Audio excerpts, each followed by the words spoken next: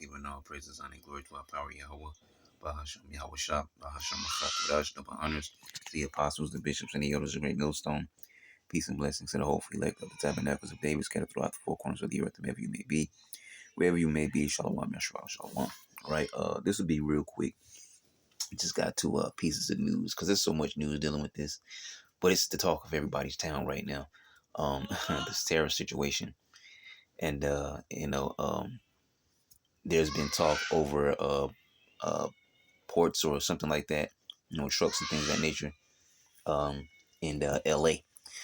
So, and I believe we actually probably posted it in the news somewhere, not sure because we go through so much news. But we're gonna first crank up the volume. We'll play this clip, and it'll be super quick, so we just get into it as we go. Just describe for us, let's take a beat, really frame it for us, how much volume has just dropped off in the last few weeks? Yeah, about a third of the import volume, which means give or take about 50,000 20-foot equivalent units gone off the arrivals coming in next week. From next week is when you expect to see this really hit? That's correct, and that matches up. The announcement's back on April 2nd, then on April 8th, a little bit of a change on everybody, ex-China, Mexico, Canada, and those arrivals are coming at us this weekend. We'll, of course, dedicate time to your port, but I'm just wondering how you're anticipating this rolls and ripples through the economy from here, how it hits trucking, when this... And this is everybody's problem right now, all right? What you've been warned about, things of Jacob's trouble and things of that nature. And the scripture saying, Ezra's, suddenly the sown, the full storehouses shall be suddenly, how is it worded? Suddenly unsown, something like that, all right? But yeah, from the apostles on down, okay, there's a constant warning, a certain sound that's going out, a proper sound, all right, warning of these things that are prophesied about in the scriptures, right? And when you have these other, how else can you say it but false prophets, all right, who are talking and doing everything else except for warning the people about the economy. You know why? Because their pockets are fat. Their life is good, okay? Not warning people because they don't see it coming, okay? It's going to hit them blindside just like everyone else. They're too busy trying to debate and do other things and travel, all right, when there's real life problems that are about to hit people, all right, in their face, and they're not warning the people, all right, because we don't care about the heathens.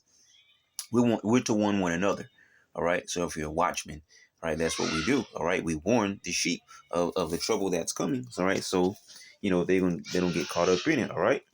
Turns up on the shelf, what's the distance, the time from when you see a drop-off in volume and when we, as consumers, see the shortages? Right, so CEOs are telling me, hit the pause button, right? I'm not going to import anymore at these kind of prices. Let's wait and see. I don't know if it's going to be 2 hours, 2 days, or 2 weeks till I get some clarity. Then, hiring. Off the table for right now. Capital investment, pause.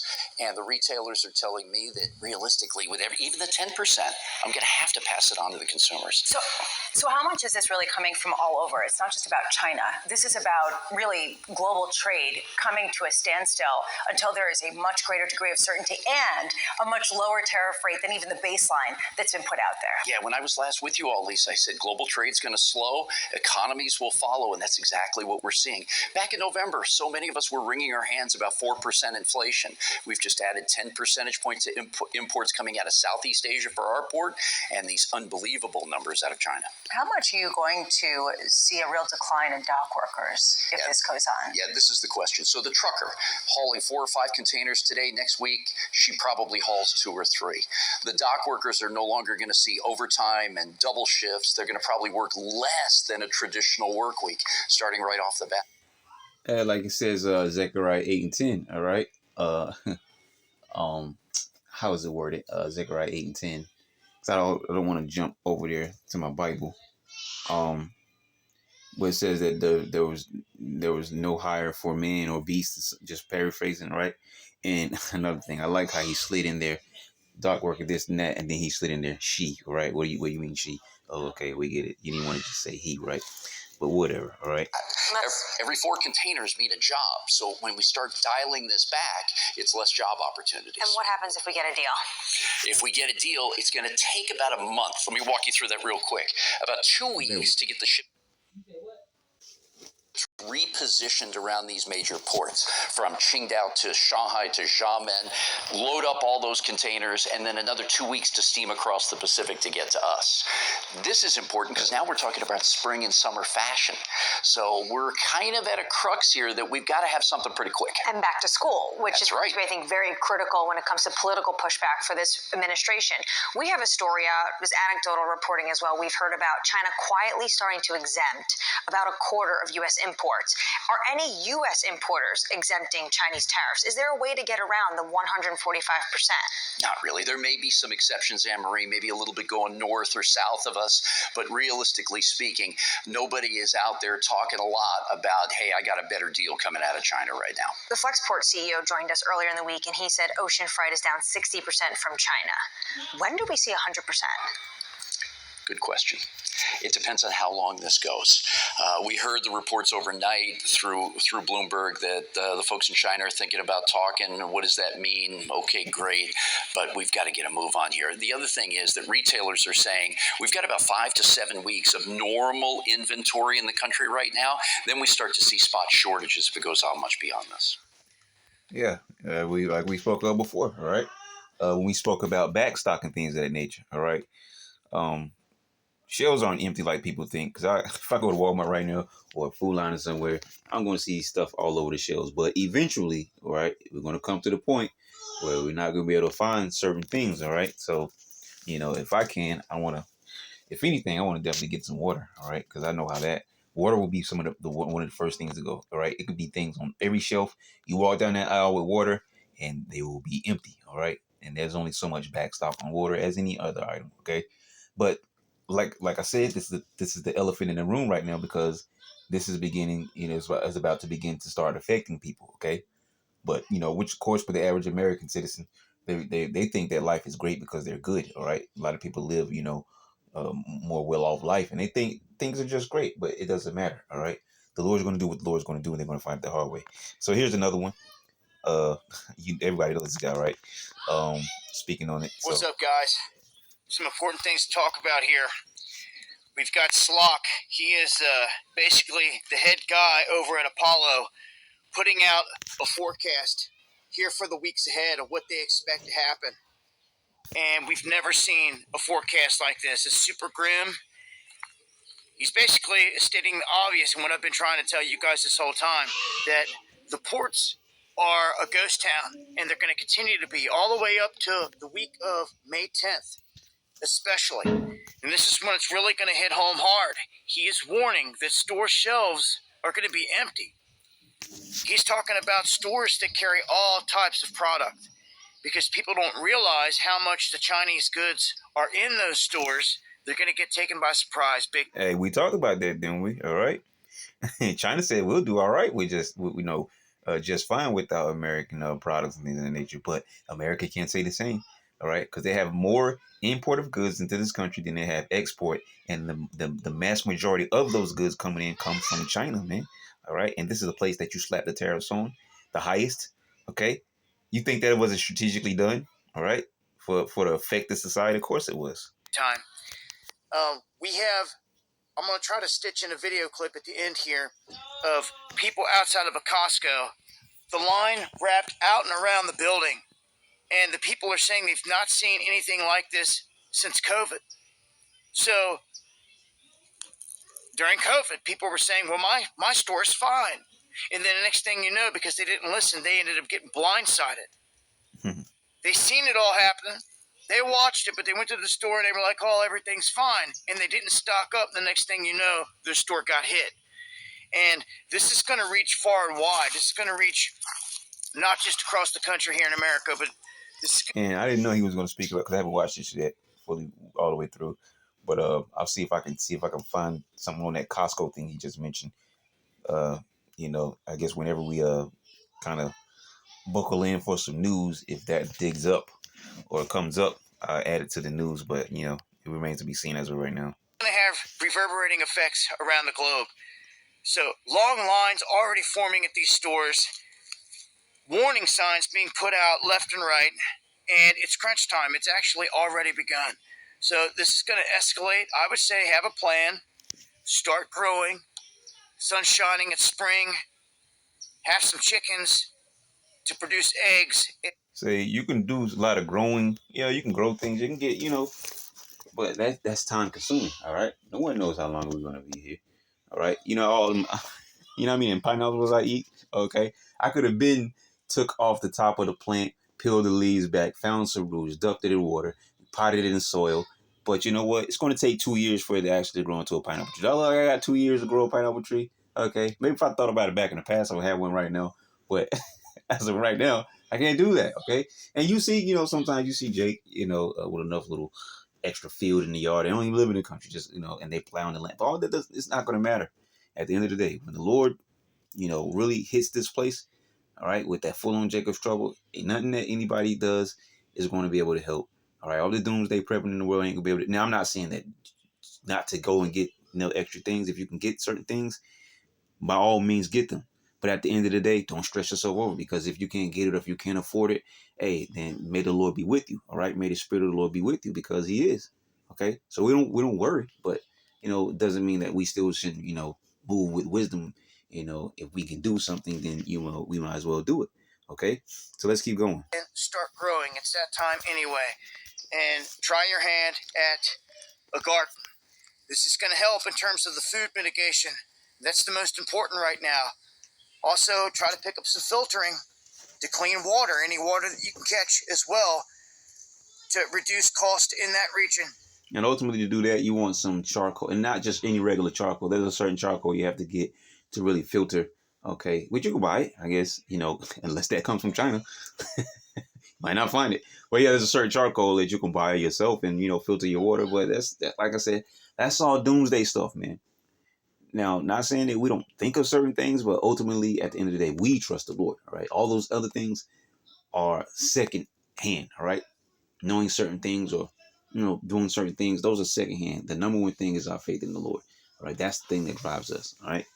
As well, I've said for years, try to get on solar, get off grid, to try to avoid some of these chaotic events that are going to unfold. And this one, see, these are which I don't know, he's a doomsday prepper. He probably is. But see, people think like this, thing they're just going to jump off the grid. The world's going to crash, and I'm going to just go off the grid. I'm going to do it myself on my laps. I know, man. Wherever you are, trouble's coming, man. You can't escape the wrath of the Lord, all right? That's why it's a blessing to be in understanding of this truth and what the Lord is doing right now, knowing what the will of the Lord is. Right on schedule here, and it doesn't look like it's going to get any better. China obviously is hurting from this already. We see it in the headlines. We hear it from the reports and from the stores themselves there saying that they're closing down. So expect this to affect dock workers, warehouse workers, trucking. These are all things, as we quoted from Zechariah 8:10, okay? that they're saying out of Apollo, warning that all kinds of sectors are about to get hit hard and that people are just about to get caught off guard because they won't listen. So, yeah. And the scriptures talk about in 1 Thessalonians, when they shall say peace and safety, then sudden destruction coming upon them. Now, I'm not saying this is the sudden destruction that's coming, but this is just a thing that's about to hit people on a heavy level, okay? But the scriptures also speak on, I believe it's in the same, all right around those same verses. It says that we are not in dark, okay, in the darkness. We understand these things and what's going on, and that there's just things that are going to happen and they're going to continually get worse and worse and worse, especially here in Babylon, right, moving into Jacob's trouble, right? I try my best to get the word out there and let you guys know. Again, if I can stitch the video clip in, I will here. If not, check it out. I'll share it on my X feed, and make sure to follow me over there as well. Anyway, and join me for the live streams Monday, Wednesday, and Friday, 9 p.m. Eastern, here on Dabu77, where I'm breaking stuff like this down further in a whole lot more detail. Have a plan, y'all. It's crunch time. Much love. And that's that, those two clips there. So this one is another one I saw. All right. This is the last one. So this is a whole other topic within itself. So let's keep going. Meantime, the University of Washington scientists are monitoring an underwater volcano expected to erupt for the first time in a decade. Brady walked. And immediately, what do you think when you hear that? Matthew 24, Luke 21, all right? Wars, rumors of wars, earthquakes, famines, pestilence, and, and all these different things in diverse places, right? Yama with our... Because when he speaks about earthquakes, as we speak about it all the time, earthquakes actually also goes into volcanoes. All right, one happens under the Earth's surface, one happens above the Earth's surface, and now we have a rare thing, where, or not rare, but from the regular to the regular earthquakes and the volcanoes on the Earth. Okay, we have an underwater one. Okay, so man, that'd be crazy. All right, if the Lord would have that to erupt, that is going to be major tidal waves. It's definitely going to bring forth a tsunami. Um, More than likely it will. So who knows, right? Who knows what's going to happen with this? Environment Northwest team spoke with one of the head scientists studying the active volcano about whether an eruption is something you need to worry about. It's one of the coolest things that happens on our planet. A volcanic eruption that could happen by the end of the year. This is the best studied underwater volcano in the world right now. And every time we go through this volcanic cycle, we're learning things new. Debbie Kelly, a University of Washington oceanography professor, has been studying the axial seamount for years. It's a massive underwater volcano about 300 miles off the Oregon coast and nearly 4,900 feet below the ocean. This is the channel way. Scientists at UW's Cabled Array, one of the largest ocean observatories in the world monitoring this active volcano, have seen potential eruption signs the last few months. An increase in earthquakes beneath the sea floor, and the volcano inflating due to buildup of magma. Do people need to worry about this eruption? No, we get asked that a lot. These volcanoes, no, people will not. If we didn't have the ray out there, people would not know that it was going to erupt or that it was erupting. It's unlikely for the underwater eruption to... So how you know how big it's going to be? You don't know what kind of destruction this might bring. See? And I don't even know how deep down it is. All right, because it could be, far below the sea level. All right, who knows? All right, but yeah, you don't know. That's why you laughed it off, because you really don't know, right? But that's what Esau does best. But I don't know if that's Esau or not, but you get my point though. Esau lies, man. Okay, just like that, he'll lie right now and laugh just like she did. Trigger a tsunami, a major earthquake, or cause extensive damage like land volcanoes could. One, they don't have a mile of water sitting on top of them, which is, dampens it. But they also don't have as much gases, and the magma compositions are different. So all of those things make it that they're not a very explosive eruption. Especially not as explosive like the last notable eruption in Washington. 1980, I remember very well Mount St. Helens. I was jumping up and down. It's a moment that resonates with many throughout the Pacific Northwest. I never thought in my lifetime I would see anything like that. I mean, it was devastating, and there's that part of it, but there's one of those extreme events on the planet where you're like, oh my God. Axial seamount has erupted 3 times, 1998, 2011, and in 2015. Scientists... And that was actually more back. It says 1998, then 2011, then again in 2015.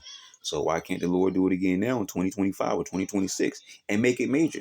All right, just because you don't think it's going to be big doesn't mean it's not going to be. Just because you don't think it's going to create, a certain not sound wave, but I forget what they call it, but a certain wave, and push those, actual ocean waves, all right? Because that tremble under the sea is what provokes that tsunami wave to come. Okay. So a volcano to erupt under the sea might erupt those tectonic plates underneath the sea, the sea surface or sea level, whatever. Then it still might invoke a tsunami wave. We don't know. This lady doesn't know. Nobody knows. You know why? Because the Lord does these things. He can make it small. He can make it medium. He can make it super big. We don't know.